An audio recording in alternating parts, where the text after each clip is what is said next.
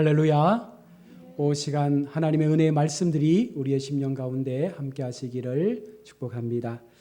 우리가 믿는 예수 그리스도가 어떤 분이실까? 여러분은 어떻게 생각하십니까? 우리가 하나님을 믿으면서 우리 속에 분명한 신앙의 고백이 있어야 합니다. 바로 예수가 나의 그리스도가 되십니다라는 이 고백만이 우리가 하나님의 구원을 얻을 수 있는 것이죠. 그래서 모든 교회 속에 분명한 교리의 핵심은 무엇입니까? 바로 하나님께서 그 아들 독생자를 이 땅 가운데 보내어 주셨고 그리스도의 그 죽으심과 부활하심의 영광을 통해서 우리에게도 동일한 그 같은 은혜가 임하게 된다라는 사실을 말씀하고 있습니다.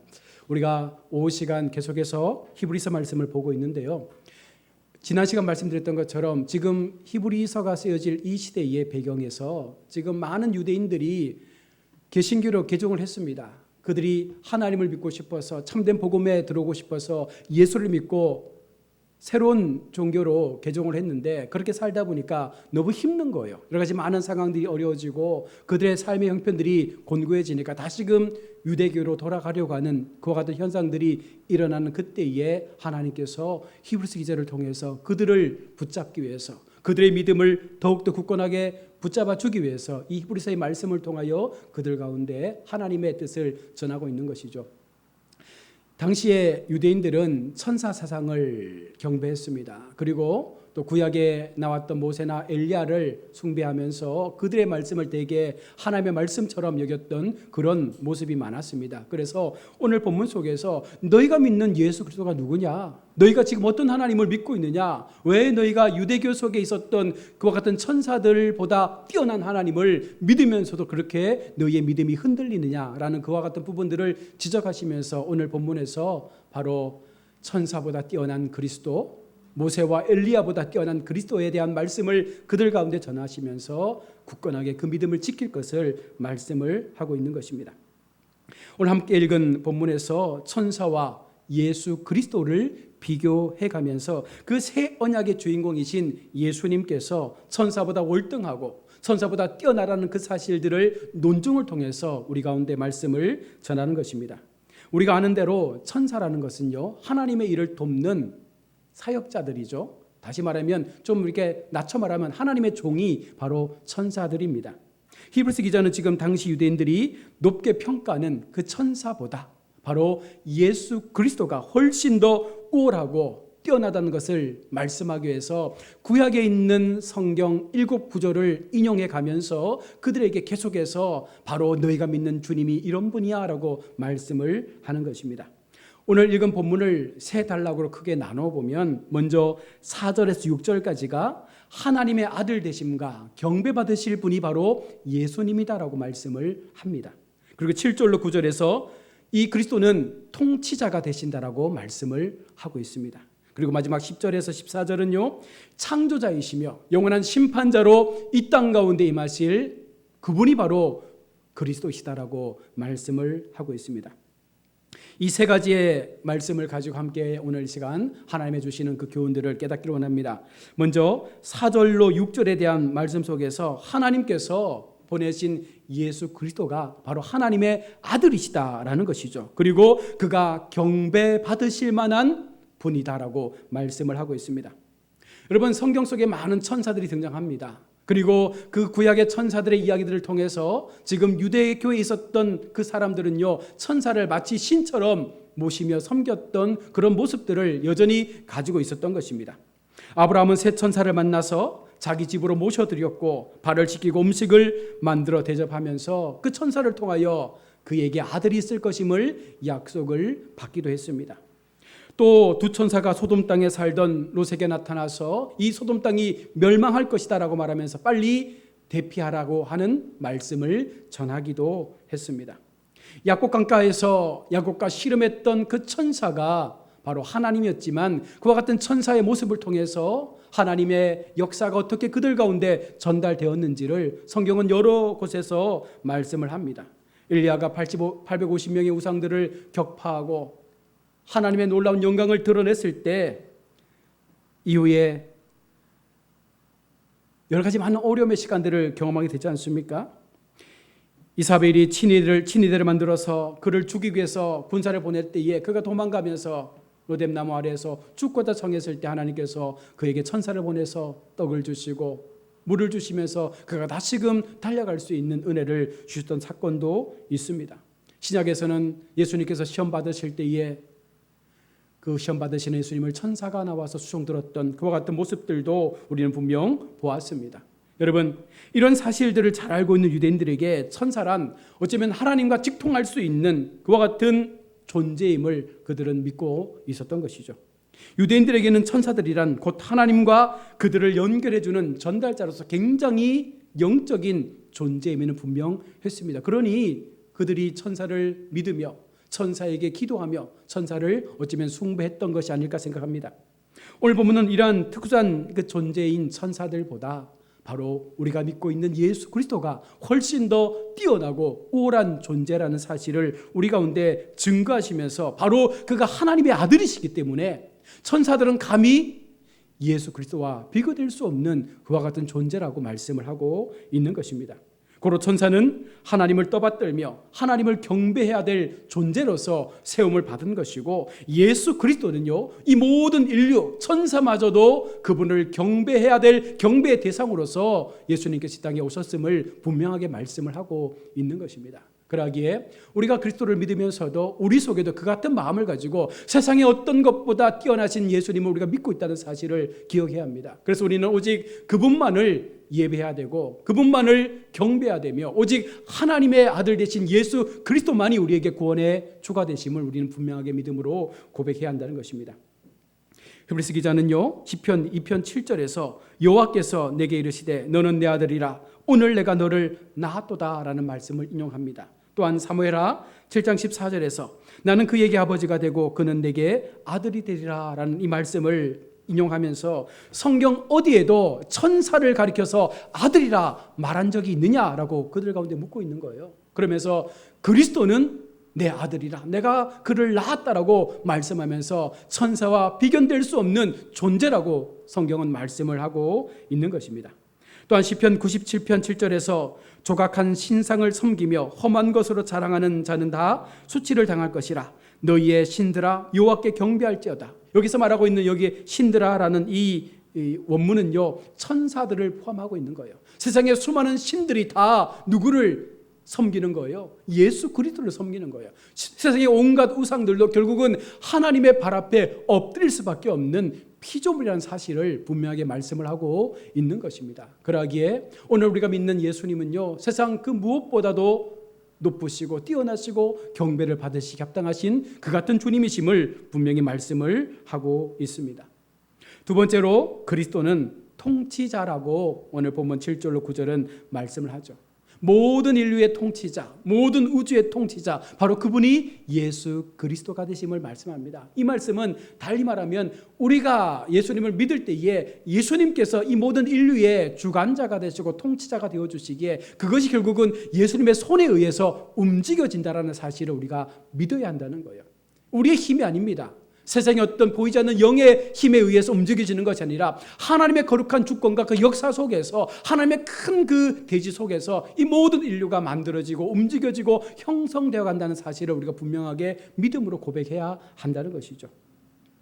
시편 103편 19절입니다. 여호와께서 그의 보좌를 하늘에 세우시고 그의 왕권으로 만유를 다스리시도다. 오늘 히브리서 기자가 이 시편의 말씀을 인용하면서 바로 예수님께서 이 모든 하늘과 땅을 다스리시는 하나님이 되심을 말씀합니다. 또한 시편 104편 4절에서 바람으로 자기 사신으로 삼으시고 불꽃으로 자기 사역자를 삼으시며, 이 말씀은 결국은 천사들을 이렇게 사용하신다는 것이죠. 예수 그리스도와 천사가 행하는 그 사역의 범위 자체가 완전히 다르다는 거예요. 예수님은 곧 하나님이시기에 천사들을 부리시고 천사들을 그의 사역의 도구로 사용하시는 주관자가 되심을 말씀하고 있는 것입니다.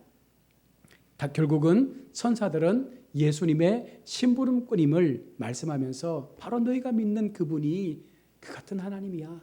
그러니 다시금 그 마음을 고쳐잡고 유대교회로 돌아갈 것이 아니라 더 굳건하게 예수님을 믿으면서 너희의 믿음을 더 강하게 세워간다면 반드시 이 고비를 이길 수 있을 것이라는 그와 같은 희망의 메시지를 던져주고 있는 것입니다.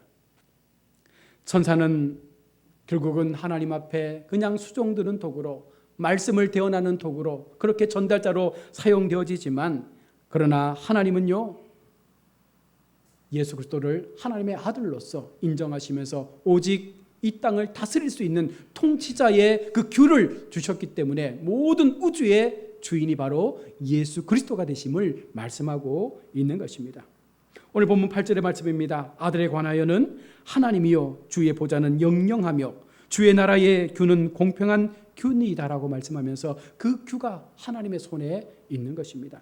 9절에서 주께서 의를 사랑하시고 불법을 미워하셨으니 그러므로 하나님 곧 주의 하나님이 즐거움에 기름을 주께 부어 주를 동료들보다 뛰어나게 하셨도다 하였고, 어느 누구보다 뛰어나신 그리스도로 하나님께서 세우셨음을 말씀합니다.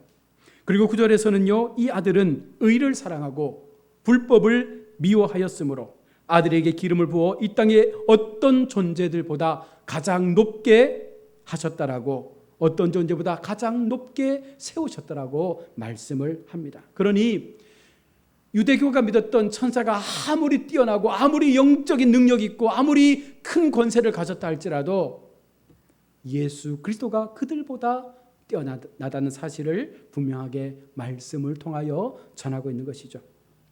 그리고 마지막 세 번째로 10절에서 11절에서 예수 그리스도가 어떤 분이십니까? 창조자요 영원한 심판자라고 말씀을 하고 있습니다. 10절의 말씀을 보십시오.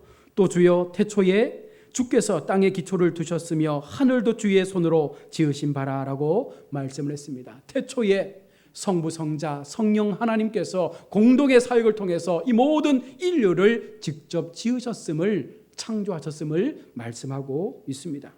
또한 시편 102편 25절로 27절의 말씀을 인용합니다. 주께서 옛적에 땅에 기초를 놓으셨사오니 오늘 하늘도 주의 손으로 지으신 바니이다. 천지는 없어지려니와 주는 영존하시겠고 그것들은 다 옷같이 낡으리니 의복같이 바꾸시면 바뀌려니와 주는 한결같으시고 주의 연대는 무궁하리이다. 세상의 모든 것들은 낡아지고 또 바뀌어지고 사라지게 되지만 여호와께서 세우신 그리스도, 우리의 주님은 영원토록 변함없으시고 낡지 아니시고 헤어지지 아니하시고 여전히 그 자리에 남으셔서 이 땅을 다스리시고 우리를 붙잡아 주시는 능력의 주가 되심을 말씀하고 있는 것입니다. 변화무쌍한 세상 속에서 모든 것이 변합니다. 이방 종교도 변하고 우상의 많은 세워짐과 사라짐을 통해서 여전히 많은 것들이 계속해서 바뀌어져 가지만 불변한 것이 있다는 것입니다. 무엇입니까? 예수 그리스도께서 이 땅에 오셨던 그 사건, 그리고 여전히 이 땅에 머무시는 것과 이 땅을 다스리시는 모든 것들은 결국은 변함없이 우리 가운데 나타나게 되고 마지막 예수님의 재림 때에 이 모든 것들이 완전하게 이루어지게 된다는 사실을 말씀하고 있는 것이죠. 또 그리스도는요, 심판자로서 심판하러 오실 때까지 하나님 우편에 앉아 하나님의 주권을 가지고 통치하고 계시는 존재로서 우리 가운데 보여지고 있습니다. 천사는 하나님의 일꾼으로 구원의 성도들을 섬기고 돌보심을 위해서 보내졌지만 하나님의 아들 예수 그리스도는요, 하나님의 우편에서 이 땅을 다스리는 자로, 심판자로 그곳에 계심을 말씀하고 있는 것입니다. 그러므로 우리는 예수 그리스도를 하나님께서 높이 올리셨으니 우리도 마땅히 예수님의 이름과 예수님의 그 구원의 능력을 힘입어서 예수님을 찬양하고 예수님을 경배할 때 우리도 동일하게 높임을 받을 수 있는 그 자리에 세워지게 된다는 사실을 말씀하면서 너희들이 그 자리를 지키는 것이 얼마나 중요하고 값진 것인 것에 대해서 말씀을 하고 있는 것입니다. 유대인들은요, 기독교로 개종하기 전에 자기들이 가지고 있었던 선지자나 그 천사 사상에 대한 그 마음들이 굉장했습니다. 구약의 영웅들의 그 인물들, 그들 마음에 그것이 굉장한 또 프라이드였고요, 대단한 자존심이었습니다. 그들이 기독교에 입교한 후에도 구약의 율법을 지켜야 한다는 생각이 떠나지 않았던 것입니다. 그러니 계속해서 율법과 복음 사이에서 갈등하고 있는 것입니다. 그러면서 개신교에서의 신앙이 결국은 유대교인들로부터 많은 핍박과 어려움을 맞이하게 될 때 그 마음들이 흔들리면서 다시금 과거의 모습으로 돌아가야겠다라는 그와 같은 생각들을 하게 될 때 지금 주님은요, 이들에게 이 말씀을 전해주고 있는 것이죠. 우리가 인생을 살아가다 보면 아마 우리에게도 그런 모습들이 있지 않을까요? 처음 예수 믿기 전의 모습과 예수 믿고 난 이후에, 여러분 아마 그런 경험이 있을 거예요. 예수 믿으면 잘 될 줄 알았는데 예수 믿으면 모든 길들이 형통하게 열릴 줄 알았는데, 내 육신의 질병도 고침받고 자녀도 잘 되어지고 모든 하는 사업의 일들도 다 잘 될 줄 알았는데, 어느 순간 예수를 믿고 나니까 훨씬 더 어려운 고난들이 우리 가운데 찾아오더라는 것이죠. 그때 우리가 어떻게 해야 될까요?